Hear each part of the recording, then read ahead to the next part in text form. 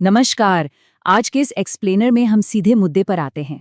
हाल ही में बीजिंग में दो बहुत ही दिलचस्प कूटनीतिक दौरे हुए और सच कहूं तो इन दोनों दौरों के बीच का जो जमीन आसमान का अंतर है ना, वो हमें दुनिया की बदलती ताकत का एक बहुत बड़ा हिंट दे रहा है। तो चलिए डिकोड करते हैं रूस और चीन के इस नए गठजोड़ को और समझते हैं कि कैसे बंद कमरों की ये राजनीति पूरी दुनिया का नक्शा बदल रही है। अब यहाँ इस स्क्रीन पर जो विरोधाभास है वो सच में कमाल का है।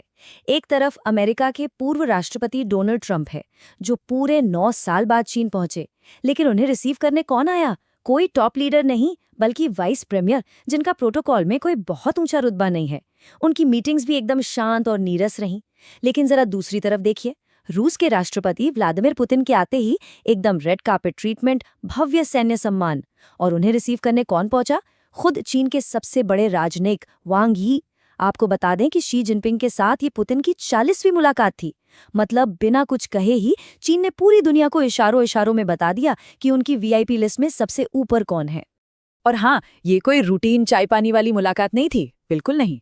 असल में ये दोनों देश अपनी दोस्ती के 25 साल पूरे होने का एक बहुत बड़ा जश्न मना रहे थे, एक तरह की सिल्वर जुबली। और इसे सिर्फ बातों से नहीं, बल्कि 40 से भी ज्यादा नए एग्रीमेंट साइन करके मनाया गया। ये पूरी दुनिया के लिए एक बहुत ही लाउड एंड क्लियर मैसेज था कि चाहे बाहर से कितना भी प्रेशर क्यों ना हो, ये दोनों देश एक मजबूत दीवार की तरह साथ खड़े हैं। खैर, ये तो हो गया कैमरे के सामने का कूटनीतिक दिखावा। लेकिन इस पर्दे के पीछे असली खेल क्या चल रहा है? चलिए उस इकोनॉमिक्स यानी उस अर्थशास्त्र पर नजर डालते हैं, जो असल में इस पूरी दोस्ती का इंजन है। ये आंकड़े देखिए, ये सच में चौंकाने वाले हैं।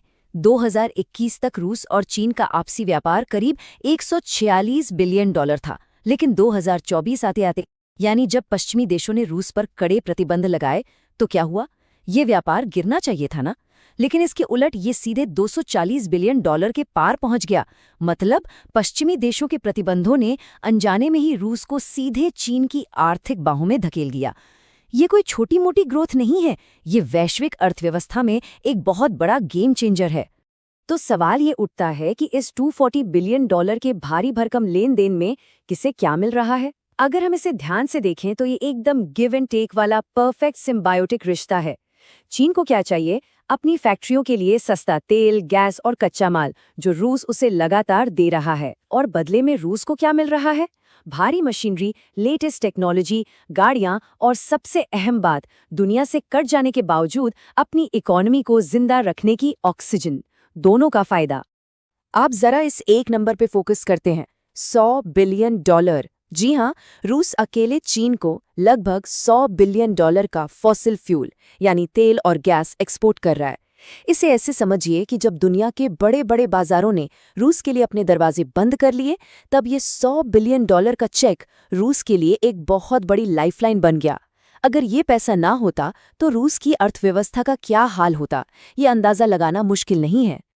आइए अब इस टाइमलाइन से समझते हैं कि कैसे दुनिया का पूरा एनर्जी मैप ही पलट गया है। 2022 से पहले की बात करें तो रूस की गैस नॉर्ड स्ट्रीम पाइपलाइंस के जरिए यूरोप की तरफ जाती थी। लेकिन आज पिक्चर एकदम बदल चुकी है। आज पावर ऑफ साइबेरिया 1 के जरिए वो सारी गैस यूरोप के बजाय चीन जा रही है।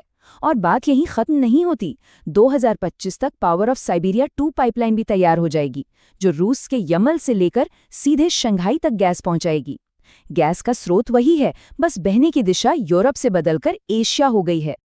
और सच कहूं तो ये सिर्फ तेल और गैस बेचने का मामला नहीं है, ये उससे कहीं बड़ा है। ये दुनिया में ताकत के एक बिल्कुल नए ध्रुव, एक नए फाइनेंशियल इंजन के बनने की कहानी है। हम इस नए दौर को न्यू कोल्ड वॉर डायनामिक कह सकते हैं। लेकिन इसका मतलब क्या है? देखिए, पुराने जमाने में सुपर पावर्स क्या करते थे? वो अपने साथी देशों को पैसे और हथियार देकर सपोर्ट करते थे। आज चीन कुछ वैसा ही कर रहा है, लेकिन एक फाइनेंशियल इंजन बनकर।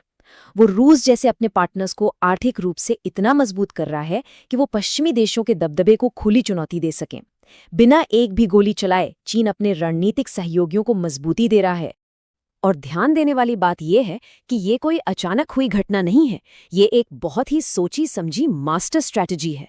चीन सिर्फ रूस ही नहीं, बल्कि ईरान के साथ भी शैडो फ्लीट यानी छिपे हुए जहाजों के जरिए लगातार तेल का व्यापार कर रहा है, ताकि पश्चिमी प्रतिबंधों को बाईपास किया जा सके। और इस पूरे ग्लोबल शतरंज के पीछे वांग यी जैसे तेज तर्रार राजनयिकों का दिमाग है। वो पर्दे के पीछे रहकर पूरी दुनिया में चीन के प्रभाव का जाल बुन रहे हैं। खैर, ये तो हो गई ग्लोबल लेवल की बातें, लेकिन अब सवाल आता है कि इस पूरी जियोपॉलिटिकल हलचल का असर हमारे आसपास क्या पड़ रहा है। खासकर भारत के लिए इस नई दोस्ती के क्या मायने हैं। आइए इस रणनीतिक संकट को समझते हैं। यहाँ स्थिति बहुत ही दिलचस्प और पेचीदा है। इसे स्टेप बाय स्टेप समझते हैं। स्टेप 1, भारत और रूस बहुत पुराने दोस्त हैं। उनके ऐतिहासिक रक्षा संबंध हैं और आज भी भारत रूस से बड़ी मात्रा में तेल खरीद रहा है। स्टेप 2, उसी समय भारत और चीन के बीच बॉर्डर पर टेंशन लगातार बनी हुई है। और अब आता है सबसे मुश्किल स्टेप 3, रूस अपनी इकोनॉमी बचाने के लिए दिन ब दिन चीन पर पूरी तरह निर्भर होता जा रहा है। मतलब भारत का एक पुराना और भरोसेमंद साथी अब भारत के एक बड़े क्षेत्रीय प्रतिद्वंद्वी के साथ मजबूती से जुड़ रहा है। ये एक बहुत ही मुश्किल टाइट रोप वॉक यानी रस्सी पर चलने जैसा संतुलन है। तो इस पूरे एक्सप्लेनियर को समेटते हुए एक बहुत ही गंभीर सवाल सामने खड़ा होता है। जरा सोचिए, भविष्य में अगर कभी भारत और चीन के बीच कोई टकराव होता है तो आर्थिक रूप से पूरी तरह चीन पर निर्भर हो चुका रूस आखिर कूटनीतिक रूप से क्या रुख अपनाएगा? ये एक ऐसा सवाल है जिसका अभी कोई आसान जवाब किसी के पास नहीं है, लेकिन ये जरूर तय है कि ग्लोबल पॉलिटिक्स की इस बिसात पर मोहरे बहुत तेजी से बदल रहे हैं। आज के सिक्स स्पिनर में बस इतना ही। आगे भी इन बड़े कूटनीतिक बदलावों को हम ऐसे ही डिकोड करते रहेंगे।